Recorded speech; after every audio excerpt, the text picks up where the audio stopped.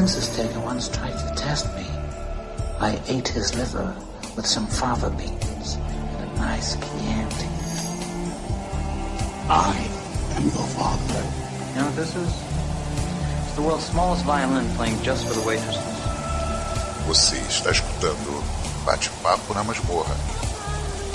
This is a tasty burger. I'm locked in here with you. You're locked in here with me. Say hello to my little friend.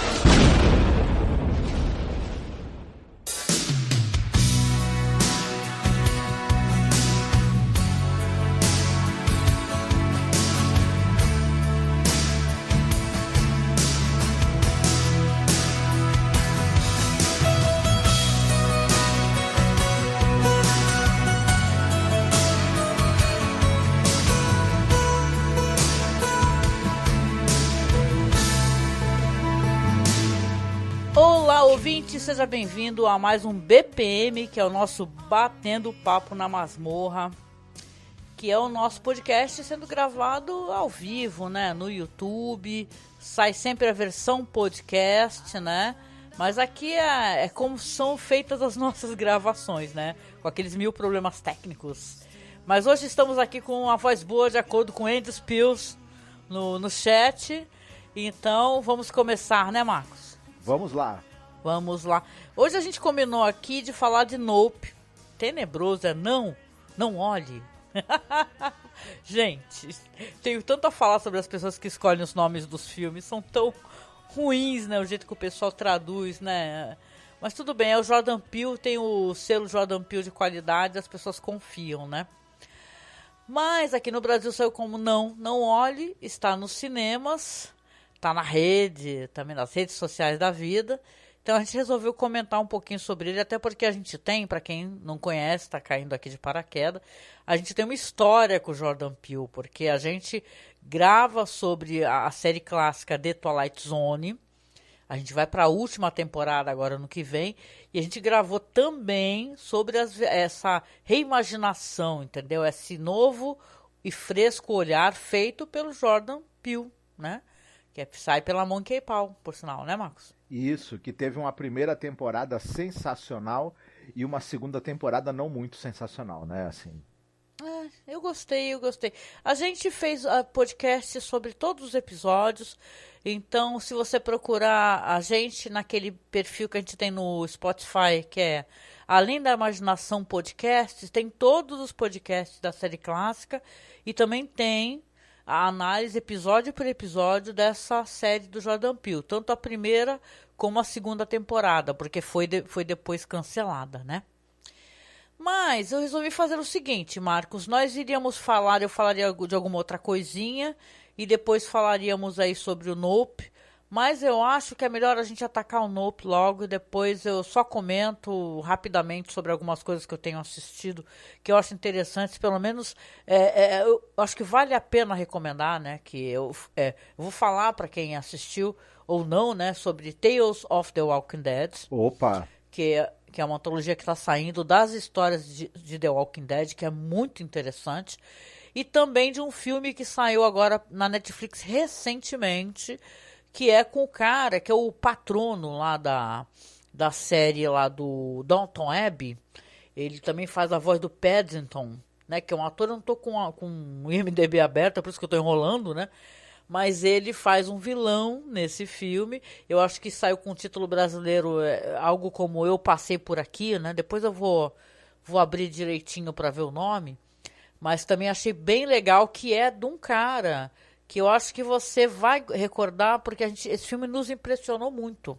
Que é aquele Under the Shadows, né? Tu lembra que é um filme iraniano de terror, da moça que ela tá num prédio sendo bombardeado, né? Sim, eu lembro. E ela começa a ver jeans, né? Tem aqueles gênios malvados, né? E fantasmas. É considerado um dos primeiros filmes iranianos de terror, né? Porque eles não abordam muito esse gênero, né?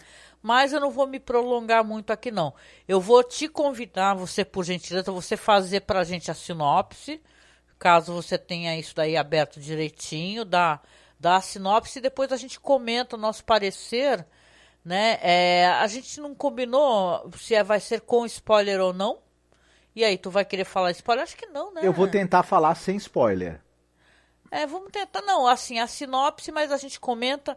Se a gente der spoiler, da história, spoiler bem leve, não precisa estragar a experiência de ninguém, tá?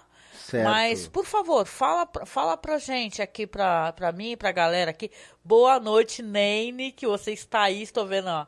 Deu aqui o feedback que o som tá perfeito. Obrigada, meu amor.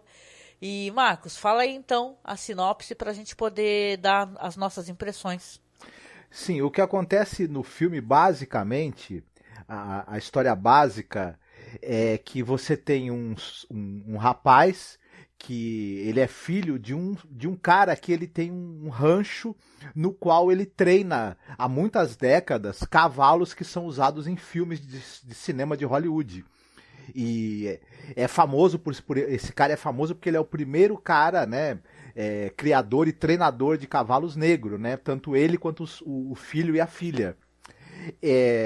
Acontece que no rancho desse cara começam a acontecer alguns fatos estranhos ali na região, na verdade, e por conta de um desses fatos aí curiosos, por exemplo, uma chuva de objetos metálicos, esse senhor que é dono do rancho é atingido e morre. O filho precisa continuar mantendo, né, os negócios do pai e o rancho,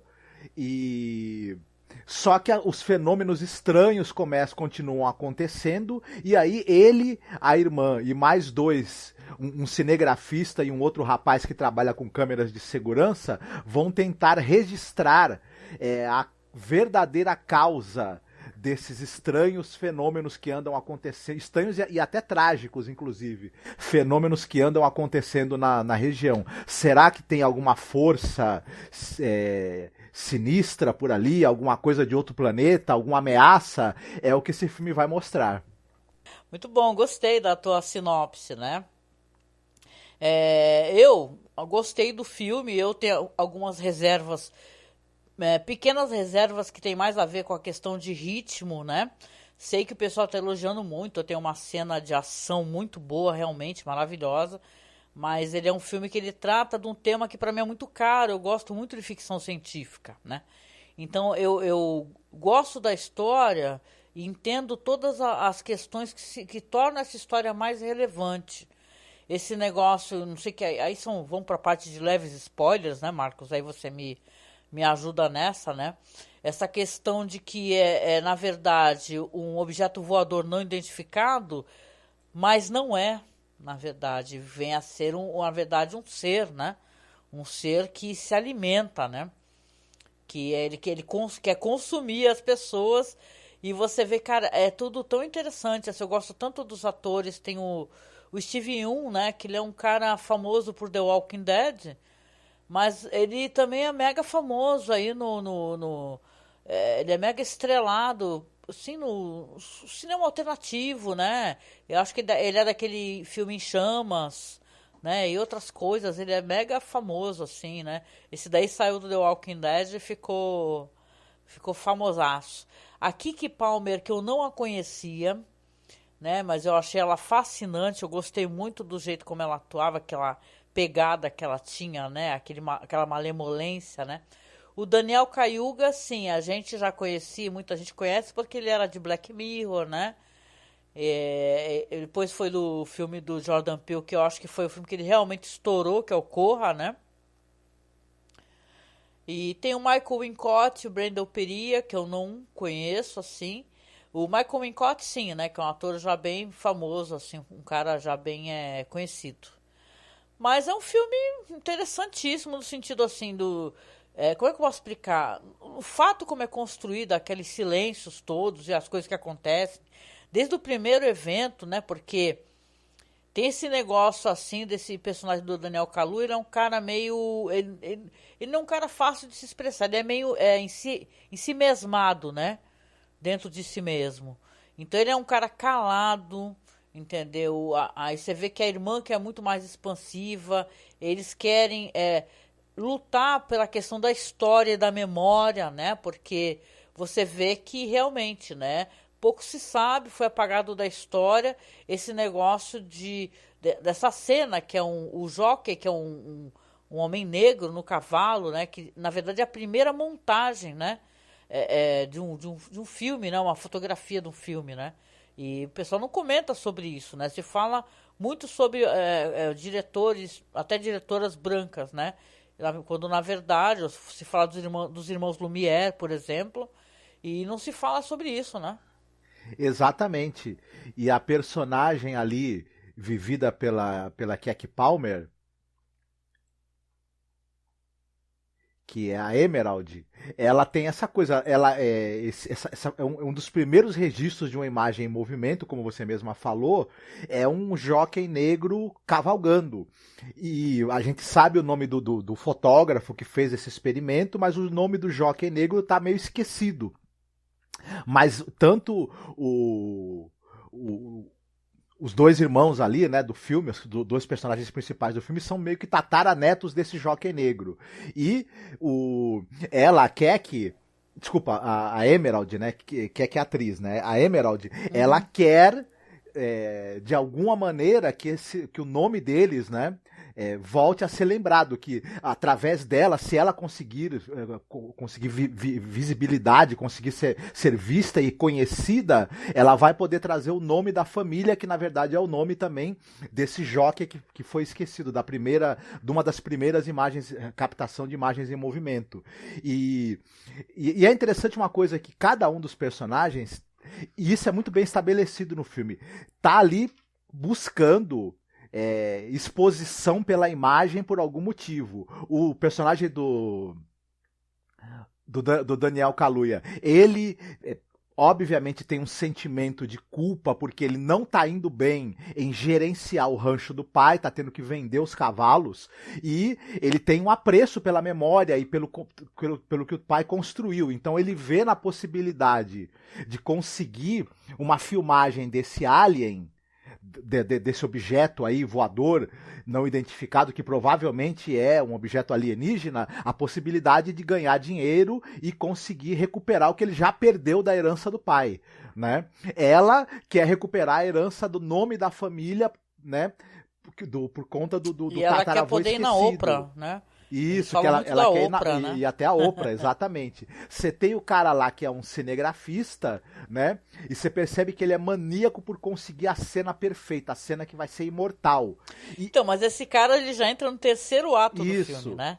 Primeiro vai entrar o cara da loja de câmeras, né? Que é um cara curioso, você vê que também é um latino, né? Isso. E tal, e acaba se adentrando meio forçosamente, né? Ele vai se colocando pela curiosidade, tendo acesso às câmeras, né? Ele é um cara que ele tem uma fixação em OVNIs, né? E detalhe, esse personagem eu achei muito interessante, porque eu conheço pelo menos umas 3 ou 4 pessoas assim, que elas têm uma forte fixação em OVNIs, creem muito e buscam. Eu conheço ufólogo que o cara há mais de 20, 30 anos faz expedições munido de material, de câmera, de tudo para tentar registrar.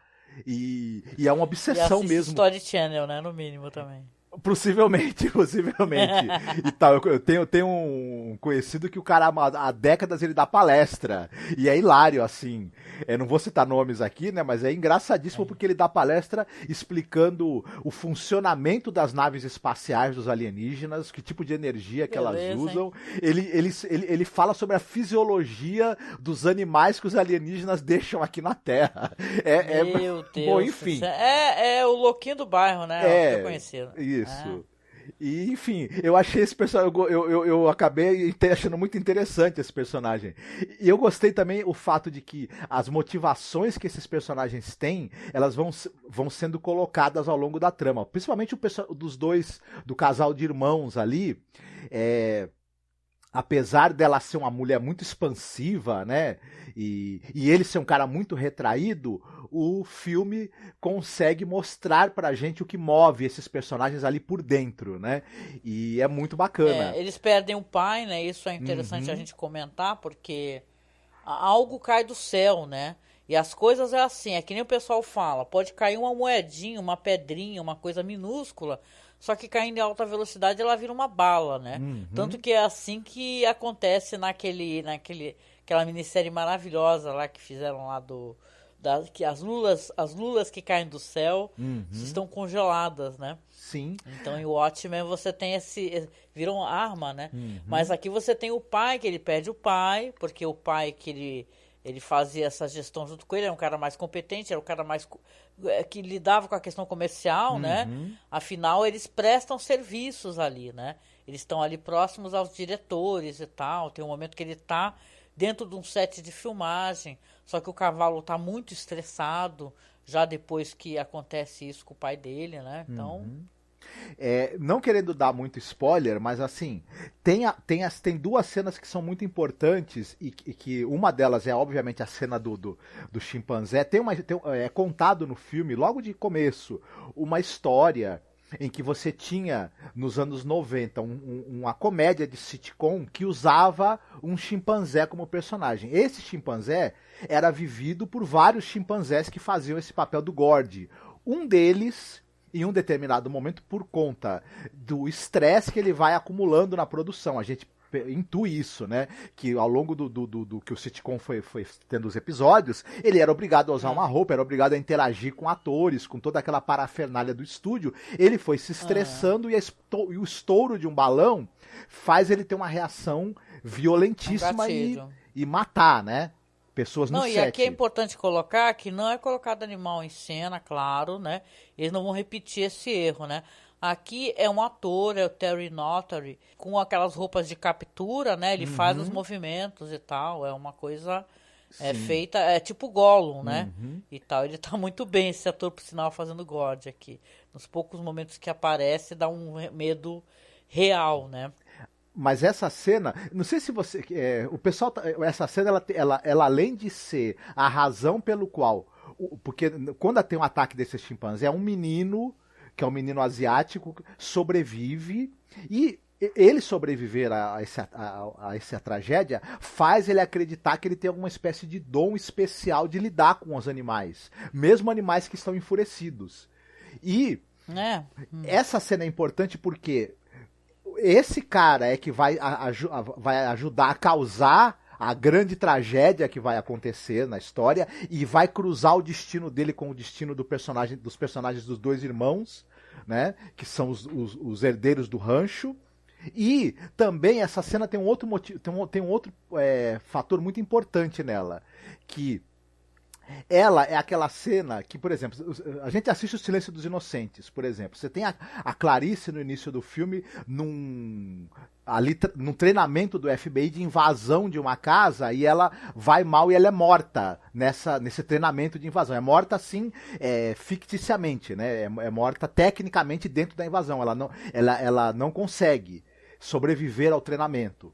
E aí, ao longo do filme, quando for ter momentos em que ela for posta à prova, essa cena colocou a dúvida na cabeça da gente. Essa cena do chimpanzé, ela implanta na nossa cabeça a ideia do horror e de quanto um animal pode ser violento e imprevisível. Mais pra frente, quando os personagens resolverem ficar frente a frente com uma outra criatura também potencialmente violenta e imprevisível, o horror que essa cena introduziu na nossa cabeça vira um gatilho para dar uma camada de terror para tudo que vai acontecer, mesmo para cenas que na verdade são cenas de aventura e de ação que o filme vai ter no seu terceiro ato. E isso é uma sacada assim muito brilhante desse tal de Jordan Peele, viu? Não, ele sabe fazer terror, né? Ele é um bom roteirista e tudo. Eu gosto do jeito como o filme começa, né? Que já ele mostra sobre o que ele é. Esse é um filme que, até para além da questão da ficção científica, ele é um filme sobre a perseguição aos holofotes, né? Aquela fama perdida, você reencontrar. No caso dos irmãos, é a memória, né?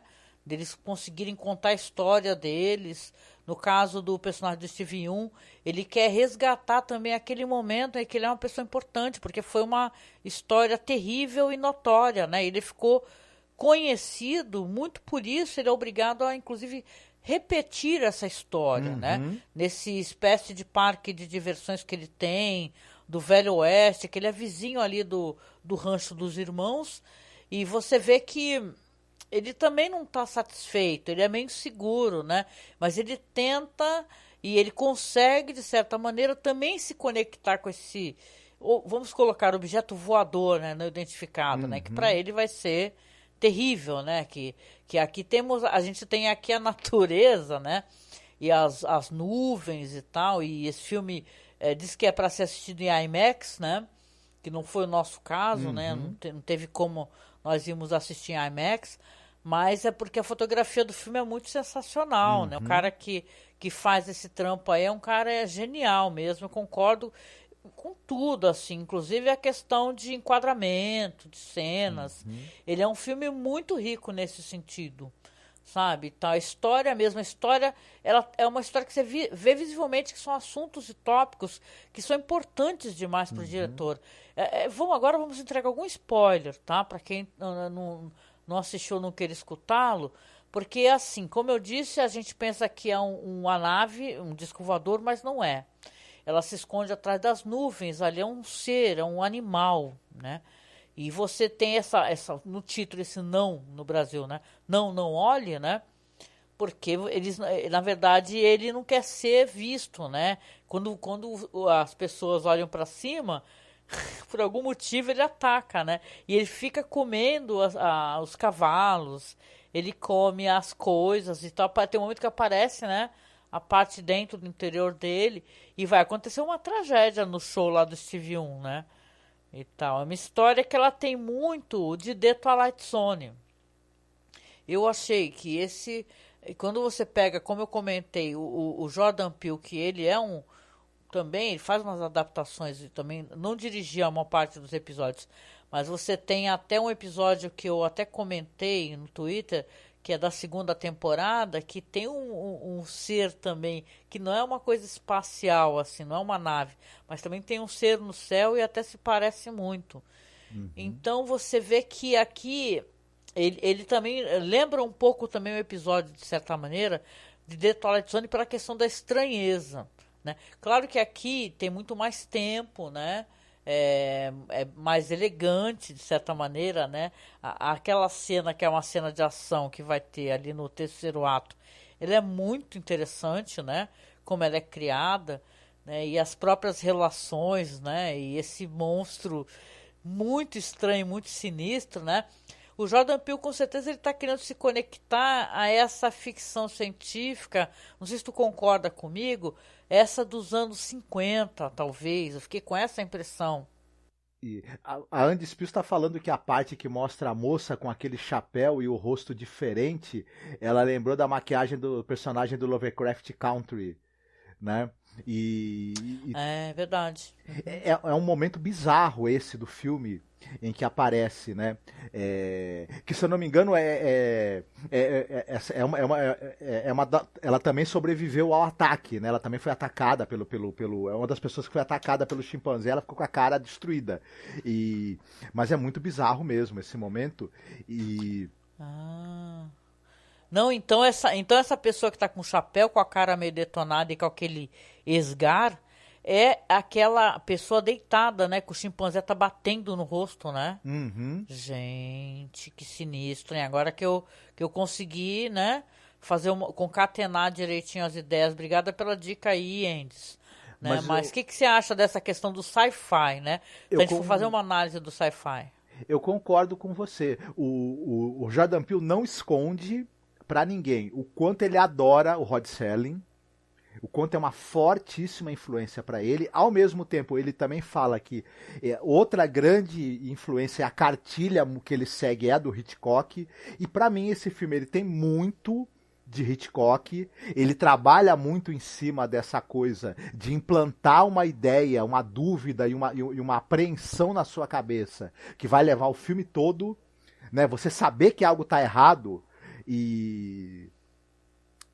E a paulatina descoberta do que tá errado e o perigo que isso representa gera um clima de suspense, e o Jordan Peele sabe aplicar isso bem.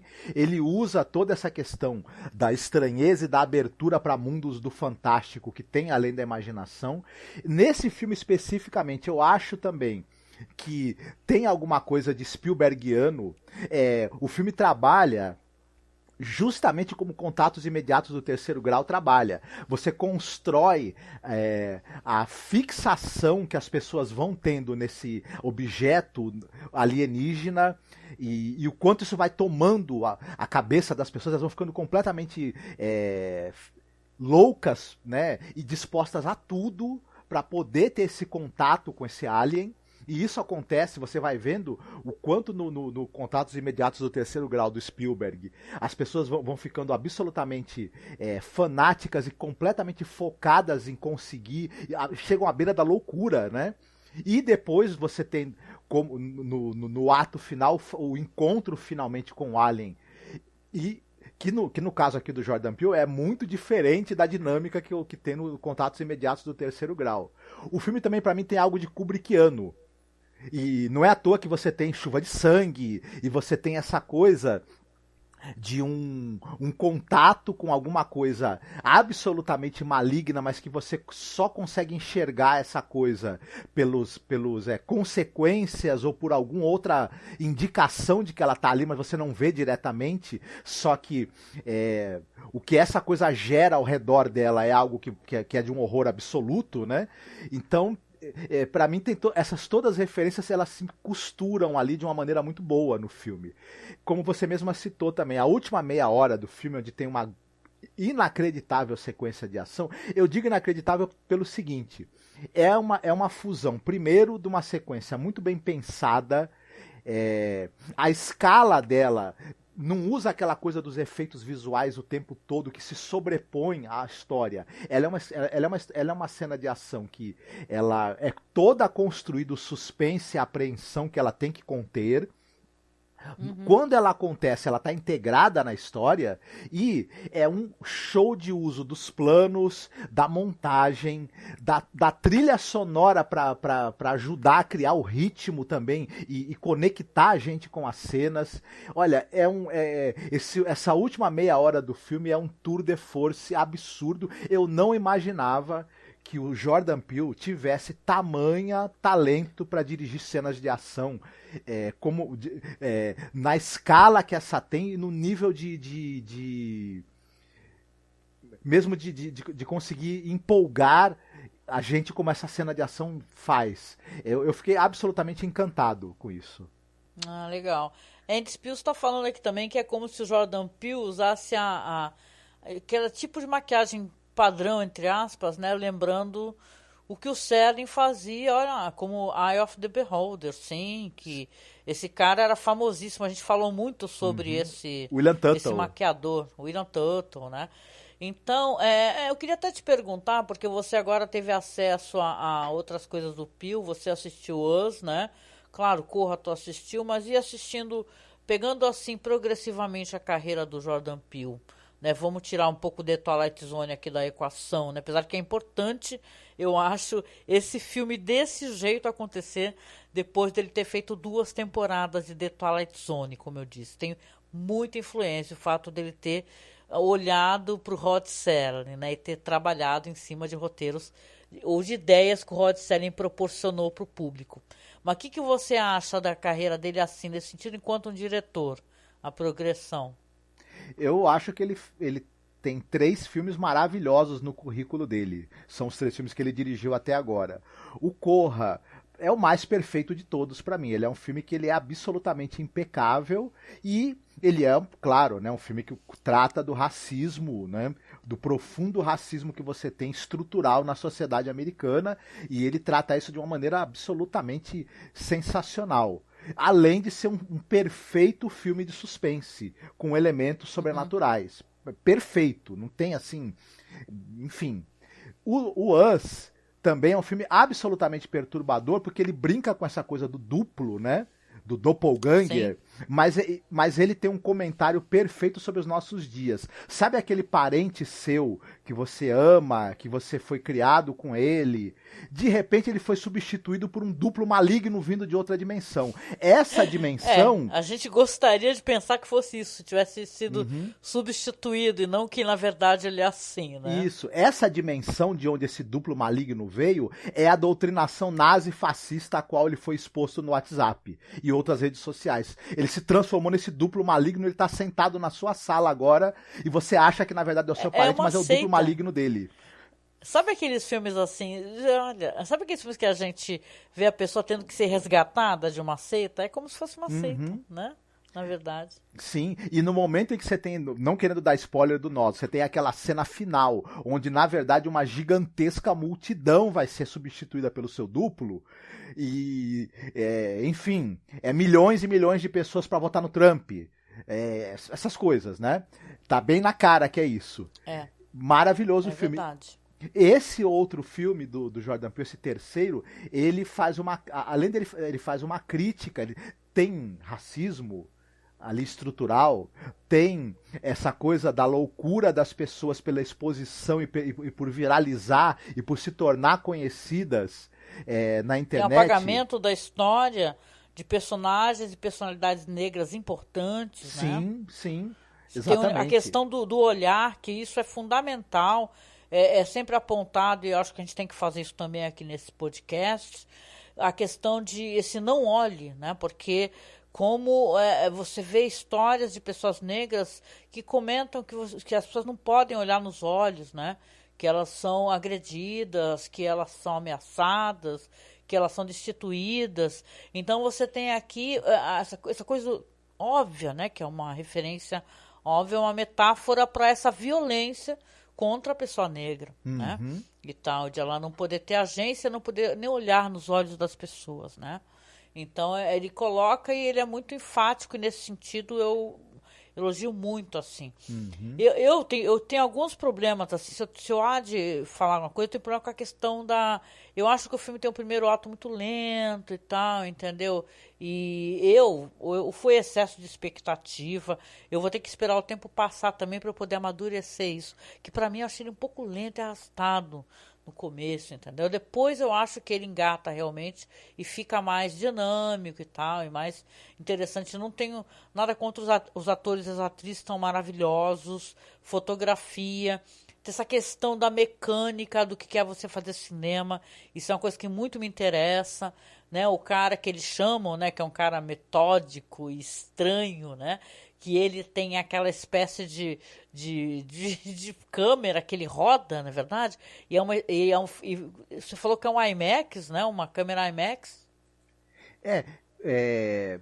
Eu vi essa referência em algum lugar, mas eu não sei se eu vou... O Wikipedia está falando aqui que porque é o seguinte, esse Jean Jacket, como é que é? Jean Jacket, que ele dá um nome, né, pro ser estranho, esquisitíssimo, que é, por sinal, o nome de um cavalo que o pai dele não conseguiu domar, né?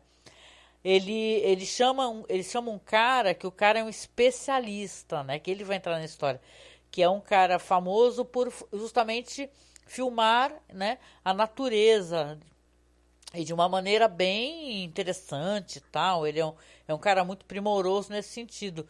E ele acaba descobrindo, ele vê notícias, né? Depois que tem esse ataque aí ao parque do Jupe, né? Do Jupe, ele acaba se interessando e vai atrás deles. Aí ele aparece com essa câmera que eles vão bolar um plano para tentar lutar contra esse ser que só está focalizando aquela região específica, né? Então você vê que eles vão tentar lutar contra esse ser, que é um ser que a princípio tem o formato de uma nave, parece uma nave, se esconde atrás das nuvens, as pessoas comentam que na verdade tem uma nuvem que está sempre parada no mesmo local e com o mesmo formato, que na verdade é o ser que está ali se escondendo para poder atacar, né? E isso é muito interessante, né? Essa metáfora que traz também desse olho, né, que tá ali para te devorar, né? Tem alguém te olhando e querendo te devorar, né? E ali, caso são pessoas negras, tem o cara que é latino, né? Então você vê ali que o que está querendo ser contado ali, ser feita alguma referência, né? nesse sentido. Olha, só respondendo aqui ao que a Andis colocou, é a questão do sapato, né, na cena do chimpanzé e tudo mais. Só para situar o nosso ouvinte, quando você tem os flashbacks do momento ali da gravação do sitcom, em que o chimpanzé surta e começa a atacar o elenco, você vê as pernas, né? Só as pernas de uma moça do elenco que foi duramente atacada por ele, né? E tudo mais. E um dos sapatos dela tá como se em pé, equilibrado, do nada, de uma maneira quase que impossível. E aí tem muitas interpretações. Eu responderia para a Andis o seguinte: eu não sei dizer qual é a interpretação. Tem muitas interpretações possíveis. Eu acho, na minha cabeça, né, que aquilo é mais ou menos. Falam dessa coisa do milagre ruim, aquela coisa de algo impossível que acontece que não é necessariamente bom, né? Eu acho que aquele sapato tá ali para indicar pra gente, pra nós, espectadores, o seguinte: preparem-se, porque vocês vão ver coisas que desafiam a realidade, que são praticamente milagres, e que elas não são necessariamente boas ou acontecem em momentos bons. Pelo contrário, podem acontecer em momentos muito ruins. Então já prepara a nossa suspensão de descrença para os eventos incríveis que irão acontecer, incríveis misturados com eventos trágicos, né? É o que para mim... mas eu acho que tem muitas interpretações possíveis. É o Rod possíveis. Serling avisando que estamos entrando em The Twilight Zone, né? E nem The Twilight Zone, a realidade, ela não cabe, né? Você pode ver qualquer coisa, né? Em The Twilight Zone, tecido fino da realidade ou do que é socialmente aceitável, né? Não pode ser lido da mesma maneira, né? Mas é interessante, a cena do sapato também me chama a atenção, né? E é muita coisa, assim, né? Eu acho que a maior parte das pessoas que estão aqui, por sinal, boa noite a todos, né? Andis, que a gente vem mencionando, mas Bruno Santos, quem mais aqui, ó? Marta Mota, boa noite. A Nene, que veio aqui. O Ramon Nunes, Ramon, boa noite. Deixa eu ver. É isso aí, a galera que tem gente que está voltando. Obrigada para quem está voltando, né? Na verdade, que a gente fica muito feliz de ter a companhia de vocês. O Marcos Leno, olha ele aí, chegou. Boa noite. Então, boa noite. Então, é assim, cara, é um filme que ele é provocador, né?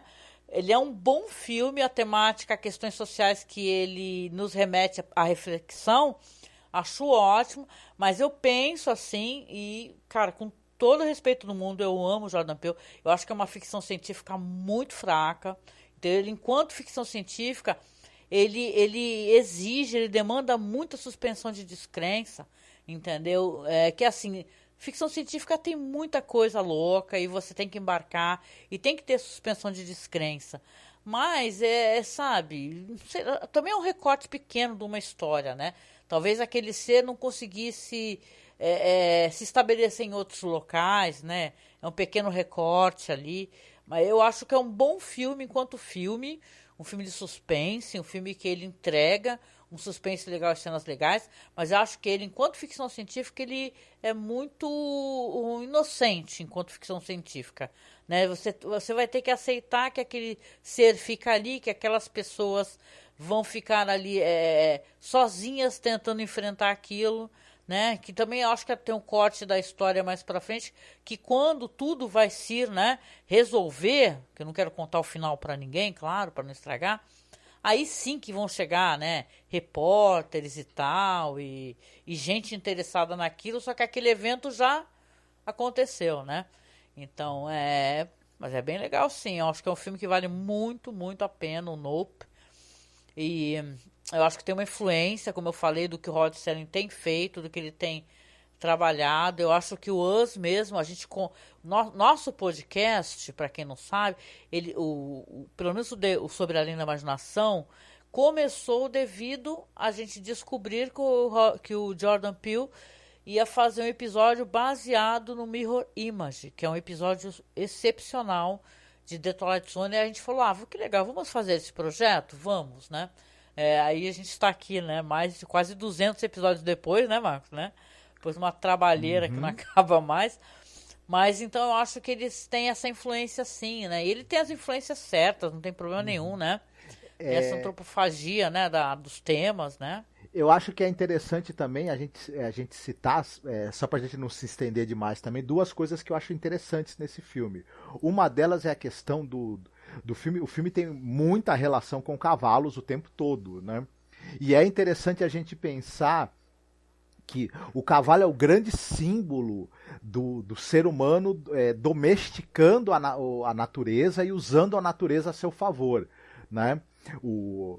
E, inclusive, tem muito a ver com a história americana, essa questão da conquista do Oeste e o quanto o cavalo é uma figura central ali nessa coisa da conquista ali do Oeste e da expansão, né, do povoamento dentro dos próprios Estados Unidos e tudo mais. E, claro, isso desemboca no faroeste, nesse grande gênero cinematográfico americano que os negros, infelizmente, tiveram, ao longo de boa parte do tempo, o papel deles relegado a segundo, terceiro plano, quando no máximo. Sim. E o Jordan Peele acaba, primeiro, fazendo uma reflexão sobre essa coisa da relação da evolução humana e americana, especificamente por conta do cavalo, né? E porque essa ideia também de que o homem conseguiu domar a natureza a favor dele, e ela está domesticada, é enganosa, ela pode te pegar de surpresa num revés, e ele coloca essa coisa do cavaleiro, do jockey, né, do cowboy negro,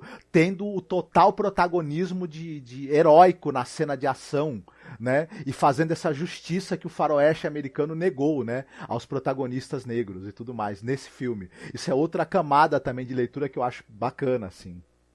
Pessoas também fazem uma leitura bíblica, né, sobre como esse ser, o Jean Jacques, né, ele se alimenta desse conceito de pessoas querendo ascender ao céu, ou no caso a ascensão do sucesso, né? Que você pode fazer uma leitura desse negócio da humanidade, né? E você criaturas que na verdade estão nos observando ali, né? Uhum. E podem ser encaradas como divinas, né, e tal. Sim. Muito... É cheio de leituras possíveis, mas eu gosto muito de pensar no que você falou na questão dos animais, porque você tem várias histórias, poxa, aquele famoso, o caso daquele cara lá, que ele tomou com o rabo da raia no coração e morreu na hora, né, que ele fazia aqueles programas, que ele mostrava a vida selvagem, né, e tudo. E qual é o nome dele, gente? Ele morreu com o rabo da raia, né? O enfincado no coração dele, né? Ele era um cara que não temia nada, né? Famosíssimo. Teve o cara dos ursos também, né? Que até virou um documentário do Werner Herzog. Sim, né? Nossa. Não, esse é um caso até triste. Ele vivia entre os ursos e não mostra no documentário do Herzog. Isso é importante. Herzog é muito inteligente, né? Mas também tem o Siegfried Roy, que é mencionado no filme, que era a dupla que treinava leões, né? Leões brancos, tigres brancos, e um deles foi atacado gravemente, né? E tal, né? Então, esse uso também dos seres humanos da natureza para entretenimento, né? Você vê que o gatilho, porque você imagina, tenta imaginar, você sabe, uma sitcom que tem o pessoal grava ali, tem um público, aí fica lá acendendo aplauso, né? E o pessoal grita, bate palma e tal. O bicho já está sob um estresse absurdo, né? Que ele é treinado duramente, né, para fazer as coisas que ele faz, porque os treinamentos são terríveis, né? Não são coisas fáceis para o animal. E aí imagina um barulho do nada, às vezes é o gatilho que ele precisava, né? Inclusive, e isso é uma coisa interessante, em diversas séries americanas, nos anos 70, 80, e em filmes, se utilizou chimpanzés, obviamente. E tinha inclusive um seriado, esse eu acho que é dos anos 60, se eu não estiver enganado, 60 ou 70, o Lancelot Link. Lembra que era um seriado de espionagem em que todos os personagens eram interpretados por chimpanzés. Pra você ver, hein? Ele tá mencionando basicamente algo que realmente rolava, né? Então, o Lancelot Link, todo mundo lembra, né? Fazia um tremendo sucesso, né? Esse sitcom, né? É uma série de humor, né? De espionagem, de humor. Era uma espécie de série de espionagem e tudo mais. Então você imagina que o inferno que era para esses chimpanzés, né? E até porque as regras para que os animais não sejam maltratados em estúdios, em filmes, elas são muito recentes. A gente precisa lembrar que o cinema e a televisão usou animais ao longo de toda a sua existência sem obedecer regras muito rígidas de segurança e de evitar estresse e sofrimento para os animais, né? Durante muito tempo eles foram usados de maneira totalmente irresponsável e muitas vezes cruel, na telinha e na telona, né? Infelizmente, né? Mas é isso, acho que a gente comentou um pouquinho sobre o filme Nope, né? Com esse nome horroroso aqui no Brasil, né? Não olhe. Mas a gente vai comentar, né? Porque eu acho que o Marcos, você não preparou nada, né, Marcos? Pra você comentar, né? Assim, de algum outro filme que você tenha assistido, não, né? Eu acabei não assistindo nada assim muito relevante essa semana, então vou deixar pra ficar curtindo as tuas indicações. Olha só, eu acho que eu vou indicar, e o que eu vou indicar vai ser interessante, né? Porque às vezes o pessoal fica assim, pensando o que eu vou assistir, né? O que eu vou curtir. E eu peguei, assim, 2 produções, porque eu tenho muita insônia, né? Aí eu fico, eu e todo mundo, né? Aí eu fico pensando, caralho, o que eu vou assistir? Eu preciso descansar e tal. Só que você começa a ver alguma coisa e o negócio é tão legal que, na verdade, te tira o sono totalmente.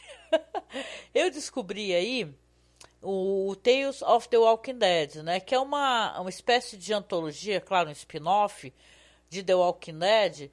E para quem conhece a série famosíssima The Walking Dead, né, baseado ali nos quadrinhos do Robert Kirkman, né, do Tony Moore e o Charlie Adler, mas eu achei muito envolvente, porque são pequenas histórias, tipo assim, é como você assistir, a gente fala tanto de The Twilight Zone, né, Night Gallery e tal, e é como você assistir um pequeno trecho, um segmento, uma historinha fechada, né, só que tem eu acho que tudo que... Olha, isso me perdoem por ser meio, né?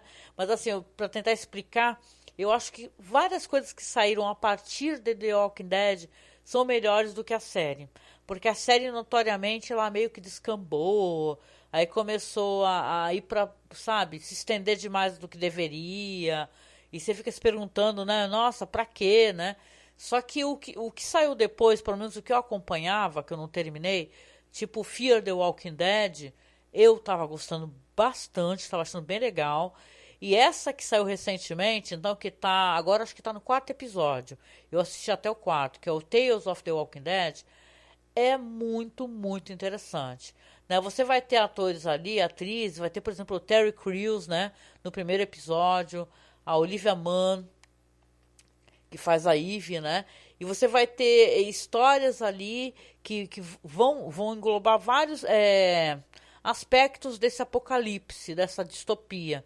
Você tem o primeiro segmento, o primeiro episódio, que já é o pessoal que já está escondido há muito tempo, há anos, entendeu? Que é o Terry Crews e a Olivia Munn, que ele é um cara que mora num abrigo, né? Num abrigo escondido e acaba sendo obrigado a sair, né? Você tem uma história que é tipo o Dia da Marmota no 2º episódio. Achei isso, nossa, muito legal, né? Com uma atriz maravilhosa, Marcos. Acho que de nome você não vai lembrar dela. E nem eu lembrava, que é a Parker Posey, o nome dela. Né? Realmente eu não lembro. Eu acho que ela é daqueles Jogos Vorazes que eu lembro. É aquela que se veste daquela maneira toda escalafobética, mas é amiga da protagonista e tal. E você tem ali um episódio estilo Dia da Marmota, onde as coisas tem que acontecer, só que elas ficam dando reboot. Nossa, e é muito, muito curioso, né? E pra mim, olha só, eu não assisti, parei de assistir The Walking Dead, a série, há muito tempo. Mas o pessoal comenta muito de um trecho que tem o tal dos... Acho que são os sussurradores, né? E tem o 3º episódio, ele vai falar sobre como é que começou, como é que apareceram esses personagens que são sussurradores, que são pessoas, Marcos, seres humanos, que se fantasiam de zumbis. Olha só.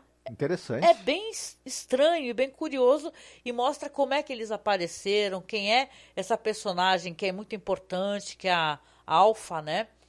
E depois, que eu assisti só até o 4, e desculpe me estender, só explicando, né? Não tô contando muita coisa. O último episódio já é de um cara, que eu até conversei contigo, né, Marcos? Que é uma espécie de cara do National Geographic, né? Ele fica analisando como é que a natureza tá se reagrupando e tá renascendo e tá aumentando. Eles chamam os zumbis de homos mortos, e eu achei isso muito engraçado também, a personagem que ele encontra também acha um absurdo, né? E tal. Mas ele é um cara que ele é um estudioso, que ele vai ser colocado em xeque essa questão dele desumanizar tudo em nome do estudo e dessa questão acadêmica, né? Então, olha, são episódios muito interessantes, esses pequenos recortes, e vale muito a pena. Tales of the Walking Dead. Para quem não quis assistir, vale a pena, gente, vale a pena arriscar seu tempo aí, viu? Tem online em vários lugares aí. E em segundo, rapidamente, antes da gente fechar, que dessa vez eu vou ficar com a palavra porque o Marcos não preparou nada, mas eu já tinha preparado, e se eu não for falar hoje, não vou conseguir falar nunca. Então, tem recentemente aqui na Netflix um filme que no original é I Came By, né? Que eu acho que é, né, Marcos? Eu estive aqui, né? Eu passei aqui, né? Isso, é isso mesmo. Pois é, cara. Essa é uma história, e é de um cara sensacional. Como eu falei, é o cara do Under the Shadows, né? Que, caramba, na época fez o maior... Qual é o nome dele, gente? É o... Só um segundo aqui. Agora até deu uma sumida. Aqui a minha internet é bem bugada na hora de você pesquisar as coisas enquanto tá fazendo live. Esqueci o nome do diretor, gente, vocês vão me perdoar. Mas depois eu procuro e eu coloco inclusive na publicação, tá? Mas tem esse diretor aí que ele fez muito sucesso, porque ele fez um filme iraniano de terror. E aqui ele faz uma história que ele vai se concentrar nessa questão dos imigrantes. Ele vai se concentrar nesse preconceito que o inglês, né, o cara que mora ali no Reino Unido, típico, né, ele tem contra os imigrantes. Então, aqui você vai ter dois amigos que são grafiteiros, né? Um é o Toby, que é interpretado pelo George McKay, que ele ficou bem famoso por aquele filme, né, Marcos? Acho que é 1957, não lembro. 1917. 17, olha lá, pronto. Do Sam Mendes, né? Isso, um filme de guerra. Ele já... Inclusive, ele ganhou até um prêmio aí como um ator, uma estrela em... né? Uma estrela em expansão, não lembro o nome do prêmio que ele ganhou. Mas um cara que está aparecendo muito. E o outro é o Jay, que é interpretado pelo Percy Escott, né? Que ele ficou famoso por aquela série The Innocents, né? Que fizeram tanto burburinho, teve tanta propaganda dela, e no final acho que eu nem... Só assisti um episódio de assistir. Mas depois eu vou acabar concluindo. Mas é claro que a estrela aqui, até porque é muito engraçado... Mas esse The Inocentes não tem nada a ver com A Volta do Parafuso, tem? Não. É outra história e tal, não tem nada a ver com A Volta do Parafuso. Eu também, na época, eu pensei isso. Nossa, se é isso, uma série sobre a... Quem fez a série foi o Flanagan, o lindo do Flanagan, né? Essa outra série que nem deveria ter tido esse título, né? Que eu acho que confunde muito as pessoas. Mas aqui, claro, a grande estrela é o ator, o Hugh Bonneville, né? Que ele é o cara lá, o pai lá do Downton Abbey, lá o dono lá o grande chefe de família, né? E aqui ele faz o Sir Hector Blake, que ele é um juiz aposentado, que ele é conhecido como São Blake. Ó, né? Aí você já vê algo podre fedendo no universo ali, né? Porque ele é assim, ele é famoso porque ele está envolvido em todas as causas, ele fala muito a favor das pessoas de outros países, né? Pela questão LGBTQIA+, para ter tratamento igualitário e tal. Só que aí, esses caras aí, o Toby e o Jay, eles têm o hábito de ficar invadindo a casa dos ricos, e eles fazem essa grafitagem, I Came By, né? Uhum. Que é, eu estive aqui, para mostrar, eles meio que querem dar uma desequilibrada na balança, para falar, olha só, você está achando que está tão seguro no seu espaço aqui, no meio da sua riqueza, do seu apartamento, só que não, né? é a maneira como eles querem fazer para mostrar que o rico não tá tão suave no canto dele e que se eu quiser eu consigo te atacar, né? Isso daí, é claro, gera um certo desconforto no meio dos grafiteiros lá, porque eles não acham isso legal, você entrar na casa das pessoas, que a grafitagem tem que ser feita na rua, né? Porém, ele é muito engajado, esse personagem aí, que é o Toby, né? O Jay, que é um cara negro, né? Os dois vão fazer esses trampos juntos, assim, as cenas são bem legais logo no início do filme. Só que o Jay, quando ele tá trabalhando, né? Que durante o dia ele trabalha, acho que podando árvores e tal, fazendo um trampo de cortar árvores, ele acaba vendo a casa desse cara, porque ele tá próximo da casa desse juiz. Ele entra lá, eles têm uma técnica lá de roubar a senha do Wi-Fi da pessoa, desativa, né, e tal, né? E ele mostra que esse cara é um potencial, esse juiz ele é um potencial escroto, porque na verdade ele tem tipo marfim, né? E tal, e aquelas casas assim que. Tipo assim, a casa do cara não é o discurso que ele faz pra vida, saca, Marcos? Eu não quero contar muito, não. É desproporcional o luxo que ele tem com o discurso dele, né? Isso, ele tem todo aquele discurso igualitário, plural, um discurso certo, né? Que fazem muito isso hoje em dia, né? O cara é o paladino da justiça e da verdade, só que ali no dia a dia ele é outra coisa, né? E tal. Mas o caso é que o Jay, que é o cara negro, ele fala pro Toby, ó, esse cara aqui é um potencial. E aí o outro fala, nossa, é verdade e tal. Porém, ele tá namorando uma moça que, por sinal, são de estrangeiros, uma família de iranianos, um negócio assim, não lembro. E ela até expulsa de casa, porque ela tá grávida dele. Então ele chega pro Toby e fala assim, ó, não tem como eu ir contigo mais, cara, agora eu já fui preso uma vez e tal, eu preciso focar nesse negócio de eu ser pai, e ele não vai mais querer invadir a casa do juiz. Porém, o Toby, esse quer ir. Ele é um cara meio revoltado, ele é um cara mais frustrado, até ele tá mais frustrado ainda porque esse amigo dele não vai mais poder participar no que eles entendem como um trabalho importante, né? Até porque é um trabalho que está fazendo sucesso, esse negócio de invadir, e já invadiram várias casas, né? Então, eles estão meio que desequilibrando aquela sociedade, né? Deixando aquela sociedade com medo, né? Que é a intenção deles, né? E aí ele acaba indo sozinho, porém quando ele vai, ele descobre, e eu não estou contando nada que não esteja no trailer, tá? Ele descobre que esse cara, esse juiz aposentado aí, ele é um grande filho da mãe, que ele tá fazendo uma coisa muito errada. Muito errada, né? Que tem a ver com violência, com sequestro, com tudo. Olha só. Literalmente tudo ao contrário do que ele fala. Que aquilo é tudo uma encenação. Então é uma história terrível, onde eles vão descobrir que esse cara, ele conhece todo mundo, ele conhece a polícia, ele joga squash com o chefe geral da polícia, ele conhece todos os políticos, ele mexe todos os pauzinhos, ele é uma pessoa absolutamente inatingível. Isso ajuda ele a poder cometer esses crimes aí e ficar impune, né? Nossa, e o jeito como ele faz as coisas é muito cruel, como ele decide, como ele limpa a barra dele. E, claro, é uma história... É muito interessante como ele constrói essa história, que ele vai mostrar... O assunto que ele quer conversar aqui é mostrar, olha só, aqui no Reino Unido, que você vê que, se você acompanha jornais e notícias, que lá o pessoal está realmente passando por poucas e boas, né? Em questão de grana e tal, a pandemia, né? Claro, trouxe muitos problemas e tal, e no Reino Unido, cada vez mais, existe essa cisão, né? Apesar do Reino Unido ter tantos estrangeiros, cada vez mais tem essa coisa do preconceito, né? Contra o estrangeiro, o pessoal, para conseguir os vistos, né? Quem recorda aquela série sensacional que eu já comentei algumas vezes, chamada Years and Years, né? Que você tem uma história e um personagem exatamente...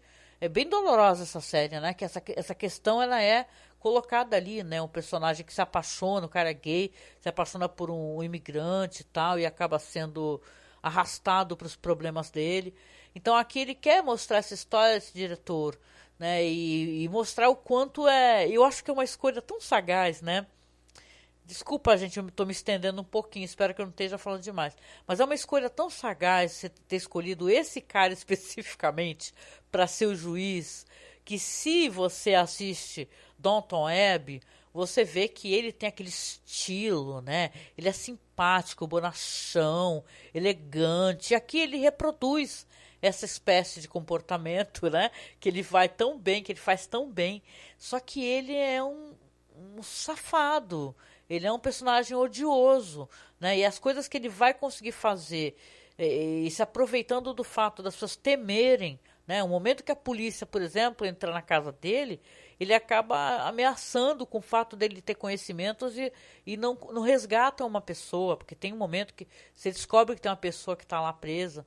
Então é uma história muito sobre isso, assim, que esse diretor faz essa parceria com a Netflix num filme que vai falar sobre a questão racial, também do racismo, vai falar sobre a questão da pessoa que não consegue, que precisa ser abrigada, né? Porque, por exemplo, tem países que se você é um cara gay, que nem um personagem fala, pô, o pessoal vai tentar te matar, vai tentar te prender. Você vai ter que se exilar em outro país, entendeu? Você vai ter que ser recebido, né, como refugiado, né, Marcos, né? Se você voltar para o seu país, você vai ser morto, porque morrer porque você é o que você é quem você é. Você precisa ser recebido, né? Só que esse personagem não está conseguindo, por exemplo, né, o direito, né, de ficar no país e aparece essa figura tenebrosa desse juiz aí que, né, você vai descobrir depois que ele adora essas histórias, né, para poder detonar as pessoas, né? E é bem legal, um filme muito interessante, ele é muito revoltante. E eu fui assistir esse filme amarradona, assim. Olha, eu fiquei curiosíssimo. Achei bem interessante a sinopse que você fez e achei importante os temas também que são discutidos e muito pertinentes para os dias de hoje, né? Legal, tá anotado aqui, vou querer assistir com certeza. E pelo jeito o pessoal aqui no chat tá falando que gostou das indicações também. Obrigada, gente. A Andy Spills tá falando aqui, ó, Years and Years. Queria continuação, sensacional, né? Essa série eu acho que é uma das melhores séries que eu assisti nos últimos 5 anos. O negócio, assim, é muito boa, Years and Years, mas ela é tão dolorosa, né? É muito doída. O segmento do cara lá, meu Deus, é de chorar, né?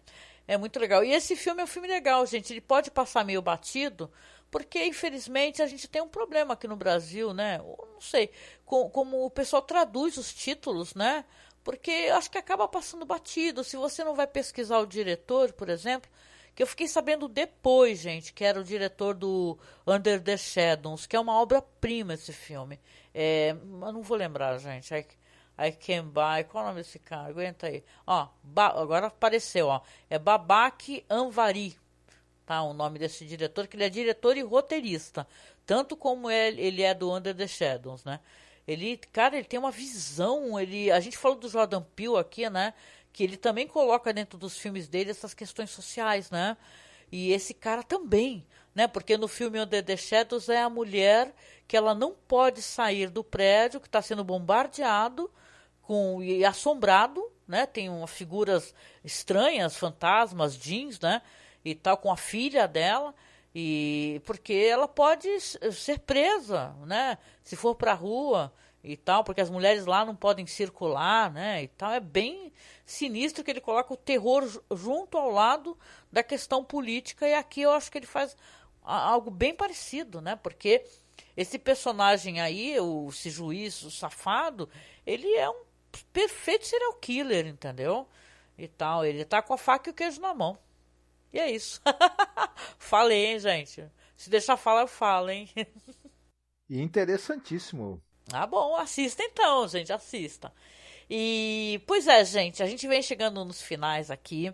Eu preciso dar alguns avisos, né? Então, quem tiver aí, fica só um pouquinho mais, só para poder dar esses avisos, né? Esse aqui é o último podcast que a gente faz na quinta, na nossa live, porque agora vai começar os Anéis do Poder, e a gente vai começar a gravar também sobre. E aí fica bem pesado pra gente, né, Marcos? A gente ter a live na quinta, e tem gravação no sábado, gravação na segunda, né? Então começa... E a gente tem muita pesquisa em paralelo, né? Porque a gente tem que se preparar para os programas que acontecem em outubro, né? A gente costuma ter essas pesquisas, tem que assistir muito material e tal. Então a gente vai fazer com todo prazer, porque a gente ama muito essas séries, tá amando conversar nas nossas lives toda segunda, né, Marcos? Sobre a Casa do Dragão. Então tá sendo bem legal. House of the Dragon, né? Sim. E também vai ser legal falar dos Anéis do Poder. Então a gente não vai fazer a live da quinta, mas a gente tá toda segunda, e durante a semana também vai ter podcast, né, Marcos? Que a gente não vai fazer live a princípio. Eu acho que a live é muito bugada. A gente vai fazer só podcast mesmo. Isso, a gente continua na segunda-feira com a live sobre a Casa dos Anéis, e no sábado, provavelmente, a live sobre os Dragões do Poder, não é isso? Ah, já tá até confundindo, né? Já tá até confundindo aí, de propósito, mas de brincadeira também, né? Deixa eu colocar aqui Sob a Sombra. Tá na Netflix, viu? Andy Spills tá perguntando aqui. Maratonar e tal. Não é uma série. Esse que eu comentei desse diretor aí, é um filme que está na Netflix, está como um nome traduzido Sob a Sombra, tá? Que é desse mesmo diretor aqui do filme que eu comentei, tá bom? Está lá na Netflix, está facinho também, gente. Muito bom, muito bom. E, galera, muito obrigada a todo mundo que apareceu no chat, a Nene, a Endes, que botão que pula, que apareceu aqui para dar um oi pra gente, né? Apareceu Marcos Leno, apareceu muita gente finíssima aqui para dar um oi pra gente. O Ramon também, né, dar sua opinião, comentar, a gente pôde compartilhar algumas ideias aqui. Então a gente vem aqui se despedindo, claro, pedindo para vocês, por favor, quem puder, vai lá, segue a gente nas redes sociais, nos nossos perfis no Facebook, ou no Instagram, ou no Twitter, porque a gente vai compartilhando material interessante por lá também. E, claro, quem puder nos apadrinhar, que estamos precisando sempre de ajuda, de padrinhos, né? A gente está até pensando em fazer aqui uma ação que eu não vou garantir para vocês, por enquanto, com toda certeza, mas de fazer alguma coisa assim, tipo criar uns adesivos, né, Marcos, para presentear os padrinhos, né, que a gente não conseguiu ainda amadurecer essa ideia, ainda estamos elaborando aqui. Então, quem puder ser nossos padrinhos ou madrinhas, né, você ajudando com 5, 10 ou 20 reais, já nos ajuda muito, tá? A gente tem perfil lá no Padrim, no Colabore Aí, ou você pode fazer um Pix também, que a gente recebe seu Pix, ajuda a gente a pagar o nosso site, a manter os nossos podcasts no ar, né? E comprar equipamento, isso é importante. Estamos tentando juntar uma graninha por Marcos arrumar um microfone melhor, né? E, poxa, Léo Guedes, boa noite, apareceu também. E Andy Spills aqui, falou, vocês são ótimos. Andy e Marcos, a turma da live, bom final de semana. Obrigada para você também. E a gente vem, né, Marcos, aqui se despedindo, deixando um beijo muito grande, abraço. E recordando, gente, toda segunda-feira estamos lá no nosso canal no YouTube, aqui, né?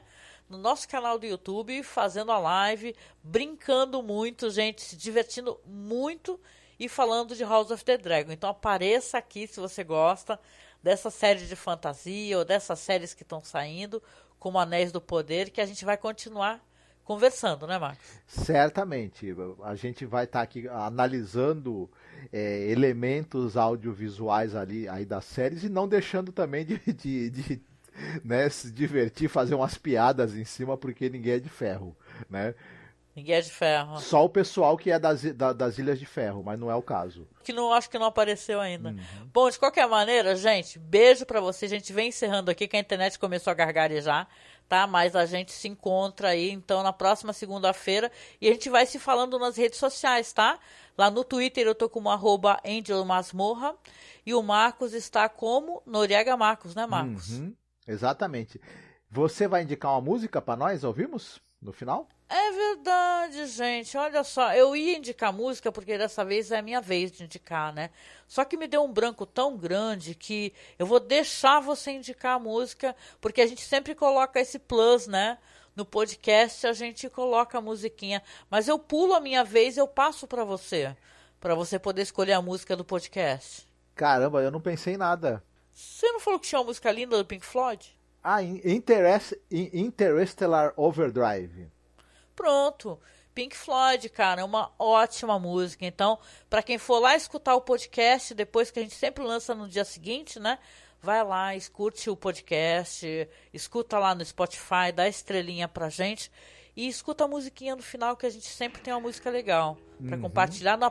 No próximo podcast eu prometo, eu escolho alguma musiquinha, tá bom? Vocês fiquem todos muito bem e cuidado com chimpanzés furiosos e alienígenas carnívoros. Exatamente. Boa noite e beijo, minha gente. Boa noite a todos, fiquem bem. Tchau, tchau.